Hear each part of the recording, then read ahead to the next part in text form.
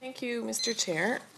Thank you all very much for being here this morning. It's really great to have the opportunity to ask some questions.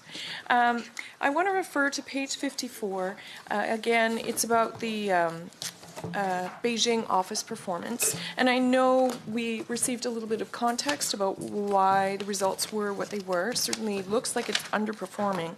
But in terms of the vacancy, if there was a vacancy in that position and there was knowledge that it would impact what the results were, I'm wondering why the metrics weren't adjusted, why the performance measures weren't adjusted to accommodate for that. Thank you, Member, for the question. I'll ask Matt Michelsi, ADM of Trade and Investment, to respond. Thank you for the question. I think as I spoke earlier, the CRM, so the client response management system that we've implemented, leading from the direction from the Auditor General of how we're actually managing and targeting our work in those international offices. 16-17 was the first year for setting targets with the new framework. And so we went through all of the offices and set draft targets. Those we have since been and continued to refine those targets. I take your point that with vacancies, with the change that was happening in that office, perhaps those targets were not reflective of some of that capacity. But I do want to stress that the implementation of the CRM and having staff understand how to implement and what a win could be, what an opportunity needs to be, all of that learning happened during that year. And we had some great success in offices and less success in others. Thank you for that. Which CRM package was implemented? Sorry? Which CRM package was implemented? So we developed I'm trying to think of the Tracking system. Sorry. Microsoft Dynamics okay. CRM system. Okay, thank you.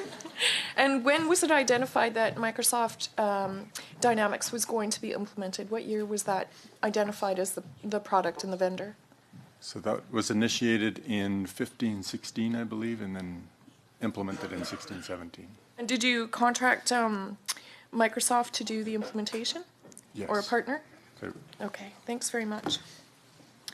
I would like to refer to the Alberta Entrepreneur Incubator Accelerator Program.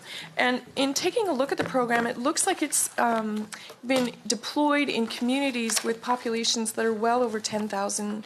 And I'm wondering if there's a similar program for rural Alberta for communities that are well under 10,000 that could be very small. I was actually at a greenhouse last night outside of in Bruderheim, which is a very tiny town. And I asked the owner if she had any sort of network there, and the only kind of network that they have for incubators, accelerators, for supporting one another is their own grassroots network.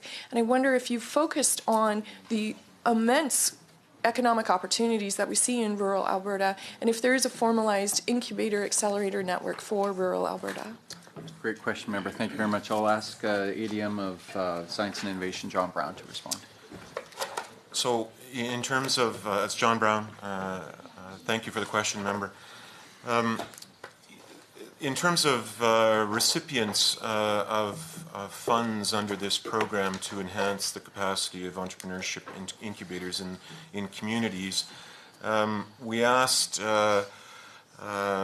the local economic development associations, the REDAs, the regional innovation networks, to collaborate and provide proposals to the program. So the smaller communities are encompassed within, I guess you'd call them consortia of many folks that put their hand up that said we could make a difference in our communities. So your point to the Bruderheim example, I'll have to get back to you on the specific capacity in that community, but certainly rural communities are supported through this program.